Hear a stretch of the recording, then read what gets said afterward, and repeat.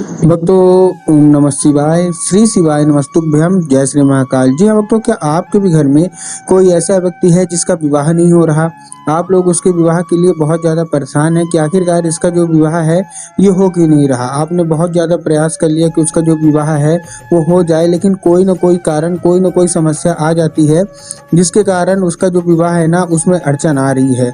आप लोग बहुत ज़्यादा परेशान हैं कि आखिरकार इसका जो विवाह है वो हो क्यों नहीं रहा। आपने बहुत ज़्यादा मतलब उसके पीछे क्या पंडितों को आपने बहुत दिखा दिया, बहुत ज़्यादा उसकी कुंडली मिलवा ली, हर एक चीज़ कर लिया, लेकिन फिर भी उसका जो विवाह है ना उसका योग नहीं बन रहा।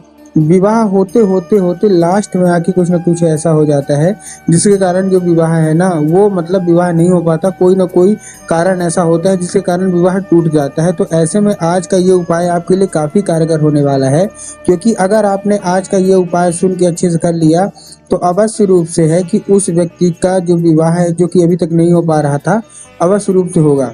पूज्य गुरुदेव की ही कथा सुन के और बहुत अच्छे से समझ के आपके लिए उपाय लेके आया हूँ, तो उपाय ध्यान से सुनिएगा, अच्छे से करिएगा। देखिए, आपको एक चीज़ पता होगी कि पूज्य गुरुदेव की जो कथा होती है ना उसमें लाखों की भीड़ आती है। ठीक, जब गुरुदेव की कथा में लाखों की भीड़ आती है और जब गुरुदेव की कथा में जब लाखों की भीड़ हो गई, पत्र के द्वारा अपनी मनोकामना गुरुदेव तक पहुंचाते हैं। आप सबको पता है कि जैसे लाखों की भीड़ आती है ना, जब गुरुदेव कथा अपनी बोलते रहते हैं तो वहाँ ज़्यादातर लोग पत्र के द्वारा अपनी मनोकामना गुरुदेव तक पहुंचा देते हैं। तो अभी 7-8 महीना पहले की बात है, गुरुदेव की कथा चल रही थी। जब गुरुदेव की कथा चल रही थी तो वहाँ लाखों की भीड़ आई। जब गुरुदेव की कथा में लाखों की भीड़ आई तो वहाँ ज़्यादातर जो भक्त थे ना उन्होंने क्या किया, पत्र के द्वारा अपनी मनोकामना गुरुदेव तक पहुँचाई। जब गुरुदेव के पास पत्र पहुंचा तब गुरुदेव ने देखा पत्र में कि ज़्यादातर लोगों की केवल और केवल एक ही मनोकामना है। क्या है कि गुरुदेव, हमारा जो घर का एक व्यक्ति है उसका जो विवाह है वो नहीं हो पा रहा। हम लोग बहुत ज़्यादा प्रयास कर रहे हैं कि उसका जो विवाह है वो हो जाए, लेकिन उसका जो विवाह है उसको होने में बहुत ही अड़चनें आ रही हैं, बहुत ज़्यादा परेशानी है। हर एक चीज़ सही चल रही होती है, लेकिन अंत में आके कुछ ना कुछ ऐसा हो जाता है जिसके कारण उसका जो विवाह है ना वो नहीं हो पाता। कृपया करके कोई ऐसा उपाय बता दें ताकि उस व्यक्ति का जो विवाह है वो हो जाए और अच्छे रूप से हो जाए। यही मनोकामना हमारी है। जब गुरुदेव ने ये देखा तब गुरुदेव ने 2 से 3 उपाय बताए और कहा, ठीक है, ये उपाय कर लेना जो मैं आपको बता रहा हूँ, बस ये उपाय करके देखना, आपकी सारी की सारी मनोकामना पूरी होगी।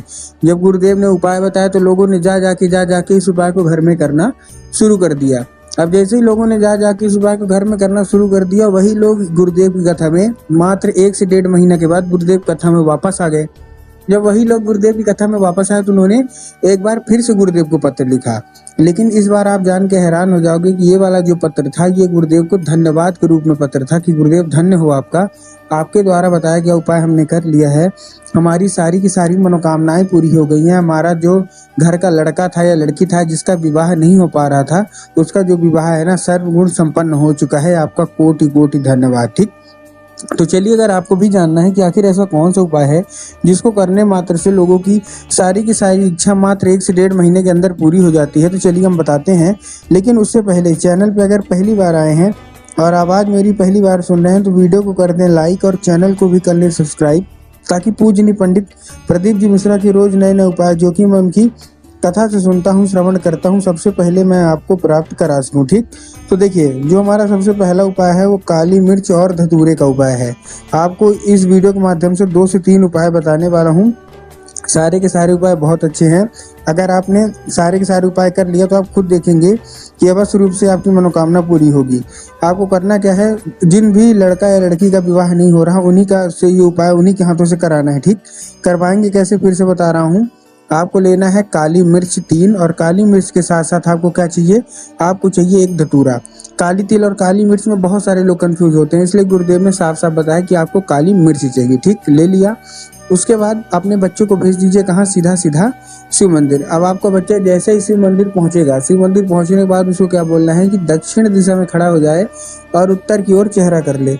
अब देखिए, दक्षिण और उत्तर में भी बहुत सारे लोगों के मन में कंफ्यूजन आता है कि अरे दक्षिण क्या है, उत्तर क्या है, हमको थोड़ा साफ साफ बताओ। तब गुरुदेव ने साफ साफ बताया है कि आप जिस भी शिव मंदिर जा रहे हैं उस शिव मंदिर का जिधर साइड जलाधारी होगा आपको अपना चेहरा उधर साइड करके खड़े हो जाना है। ठीक, आप खड़े हो गए। खड़े होने के बाद आपको एक नाम लेना है। कौन सा? महादेव का बहुत ही सुंदर सा नाम है, श्रम्भेश्वर महादेव। तो बस आपको करना क्या है, आपको श्रम्भेश्वर महादेव का नाम लेके उन्हीं का स्मरण करके आपको चुपचाप क्या कर देना है, अर्पित कर देना है बस। पूज्य गुरुदेव कहते हैं कि अगर आपने श्रम्भेश्वर महादेव का ये उपाय कर लिया ना, तो अवश्य रूप से आपकी मनोकामना अवश्य रूप से पूरी होगी ही होगी। ये था हमारा कौन सा? ये था हमारा पहला उपाय। अब हम चलते हैं अपने दूसरे उपाय की ओर। दूसरा जो उपाय है उसमें आपको 11 लाल फूल चाहिए। कितने फूल? 11 लाल फूल चाहिए। ठीक, 11 लाल फूल आपने ले लिए। अब देखिए, जब आप 11 लाल फूल लेंगे तब आपको ध्यान रखना है कि फूल एक किस्म का होना चाहिए। पहली बात तो आप चाहे गुलाब का ले लीजिए, चाहे गुड़हल का ले लीजिए, चाहे किसी भी हो, कोई सा भी आप लाल फूल ले सकते हैं। कोई इसमें वो नहीं है कि आपका इसी का लाल फूल लेना है। जो भी आपको मिल जाए आप लाल फूल ले लीजिए। बस वही जो मैंने अभी आपको बताया कि आपको एक चीज़ का ध्यान क्या रखना है कि एक किस्म का होना चाहिए। अगर आप गुलाब का ले रहे हैं तो केवल और केवल गुलाब का लीजिए। अगर आप गुड़हल का ले रहे हैं तो केवल और केवल गुड़हल का लीजिए। मतलब जिस भी चीज़ का ले रहे हैं आपको एक का लेना है। बहुत सारे लोग गलती क्या करते हैं ना कि 2 फूल गुलाब के ले लेंगे, 3 फूल गुड़हल के ले लेंगे, 2 फूल किसी और के ले लेंगे। ऐसा आपको बिल्कुल भी नहीं करना है। ठीक, समझ गए? लेने के बाद आपको पहुंचना है सीधा सीधा शिव मंदिर। अब आपके दिमाग में क्या होगा कि हम पहुंच गए और जाके हमको बाबा भोलेनाथ के ऊपर अर्पित कर देना है, जो कि पूर्णतः गलत है। आपको बाबा भोलेनाथ के ऊपर अर्पित करना ही नहीं है। आपको कहाँ अर्पित करना है? आपको माता शोक सुंदरी के ऊपर अर्पित करना है।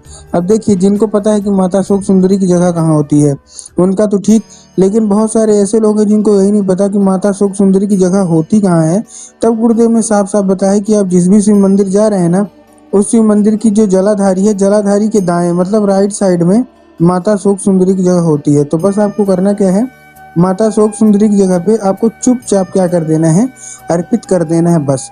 पूज्य गुरुदेव कहते हैं कि अगर माता शोक सुंदरी आपसे प्रसन्न हो गई ना, तो आप खुद ही देखेंगे कि आपकी मनोकामना पूरी होगी ही होगी। ये था हमारा दूसरा उपाय। अब हम चलते हैं अपने तीसरे और आखिरी उपाय की ओर। ये उपाय विवाह का सबसे बड़ा उपाय है। तो ये उपाय उतना ही सिंपल सा भी है, उतना सरल भी है। बस इसको ध्यान से सुन लीजिएगा। तो इस उपाय में आपको लाल चंदन चाहिए। जिन भी लड़का या लड़की का विवाह नहीं हो पा रहा, लाल चंदन चाहिए। ठीक, लाल चंदन आपने लिया। लाल चंदन लेने के बाद आप पहुंच जाइए सीधा सीधा शिव मंदिर। ठीक, शिव मंदिर पहुंच गए। शिव मंदिर पहुंचने के बाद आपको करना क्या है, जैसे आप शिव मंदिर पहुंच गए, शिव मंदिर पहुंचने के बाद आपको सबसे पहले काम क्या करना है, ये जो मैंने अभी आपको माता शोक सुंदरी की जगह बताई ना, बस आपको माता शोक सुंदरी की जगह पे अपने दाएं हाथ की कोई एक उंगली से वही चंदन की 5 बार आपको टीका कर देना है। कि उसी चंदन का आपको 5 बार टीका लगा देना है। ठीक ना, माता शोक सुंदरी की जगह पे अपनी मनोकामना मांग के। उसके बाद हाथ मत धुलिएगा। 5 मिनट तक आप खड़े रहिए वहीं। 5 मिनट तक खड़े रहने के बाद आपको जहाँ आपने टीका लगाया है ना, वहीं आपको 1-2 बार फिर से अपनी जो उंगली है ना, एक बार आप पांचों में टच करिए और वही उंगली लेके आ जाइए घर। अब घर आने के बाद जहाँ आप लोग सोते हैं और जिधर साइड अपना सर करके सोते हैं, उधर साइड की जो दीवार होगी, उसी दीवार में आपको वही 5 उंगली ऐसे फिर से आपको टच करा देना है। पूज्य गुरुदेव कहते हैं कि उस चंदन के जरिए स्वयं माता शोक सुंदरी आपके घर में प्रवेश करती हैं और आपका मन चाहा विवाह अवश्य रूप से होता ही होता है।